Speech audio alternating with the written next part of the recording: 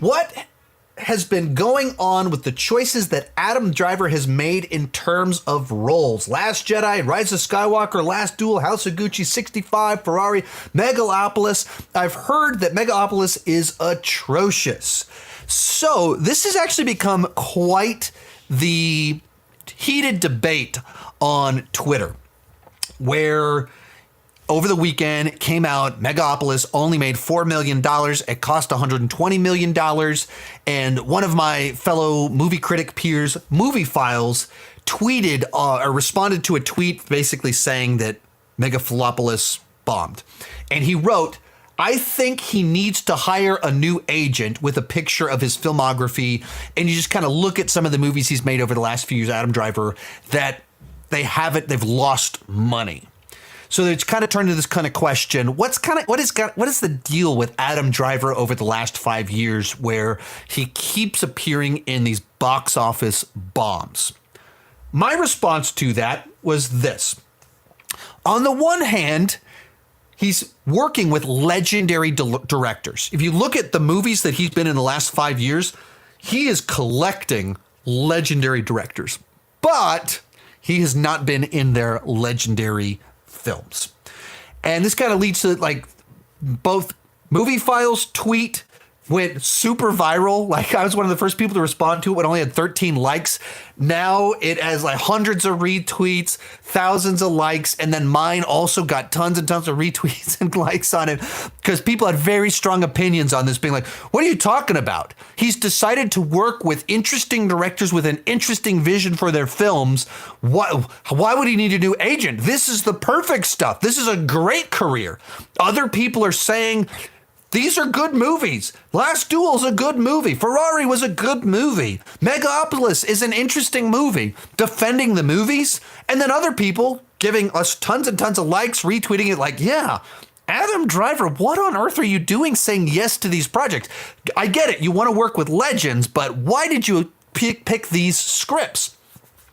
When I made my little comment on Movie Files' tweet, I didn't think his tweet was that interesting or that controversial, polarizing. I didn't think that my comment would be that interesting or polarizing. And then all day yesterday, retweet after retweet, comment like, dude, I love your videos, but this isn't one of your better takes. He's making great choices. Like, whoa, I had no idea this would be this interesting. And Zach had asked this question. He sent it in early before all of this, just this stuff with the tweet happened. I was like, okay. Turns out that's a much more interesting question than I realized. So, has Adam Driver handled his career well over the last several years? Now, the original question asks, what's the deal with Adam Driver's movies, Last Jedi, Rise of Skywalker? Those were contractual. Like, he signed on for those in 2014. When he signed on to do Star Wars, like, he didn't get to decide if he wanted to do the next movie. If he turned down Last Jedi because he didn't like the script, he destroys his career. Like, he doesn't have a career because he burned bridges with Disney on Star Wars. So that's different. That's not the same thing.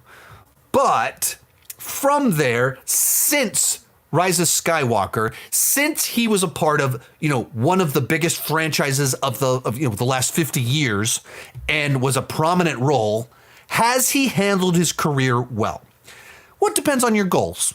If your goal is to continue to be in big franchises, he's not done a very good job of that. But it doesn't seem like that's his goal. If his desire is to work with interesting directors and like work with the legends while they're still alive, Ridley Scott is in his 80s. Francis Ford Coppola in his 80s, and he's made movies with them.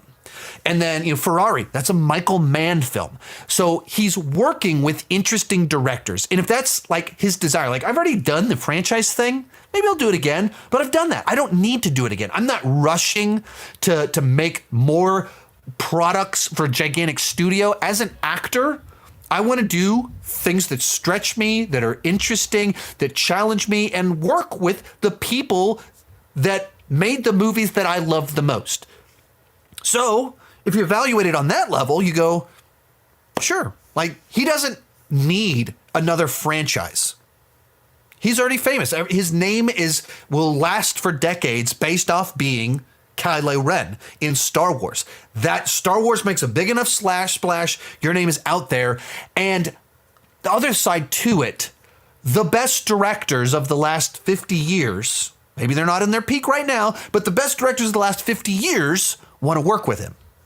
And so, and beyond that, he's done Coen Brothers, worked with other directors beyond just the ones from the last 5 years. So the best directors want to work with him.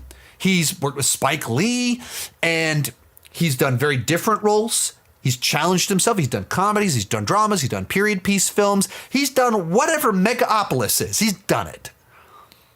If that's his desire, like as an actor, Star Wars gave him the freedom to do whatever he wants.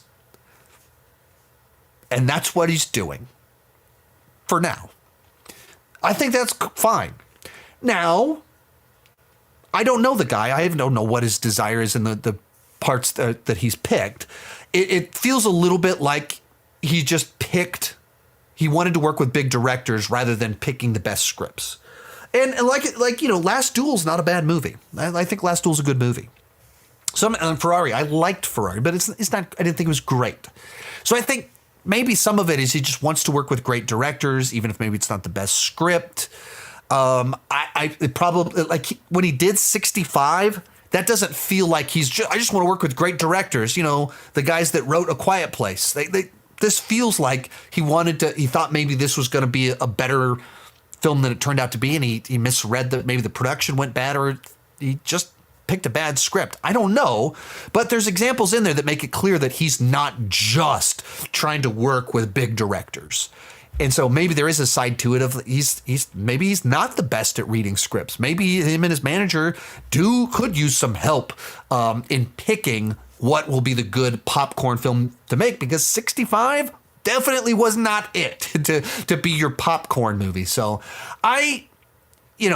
you have to keep in mind that box office is not the only thing that matters. And he needs to get a new manager. Like that was a joke. The Movie Files knows he was joking when he said that, and some people took it very seriously. But box office is just one metric, and not everyone that's not a big priority for some people. If you've already done Star Wars, everything's going to pale in comparison unless you do Marvel.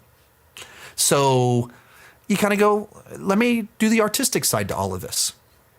And you just don't care about the box office. And if you think about it in terms of building out a resume and artistic fulfillment, it's probably a lot more fulfilling to work with Francis Ford Coppola and Ridley Scott than to just make a 10th movie for Disney.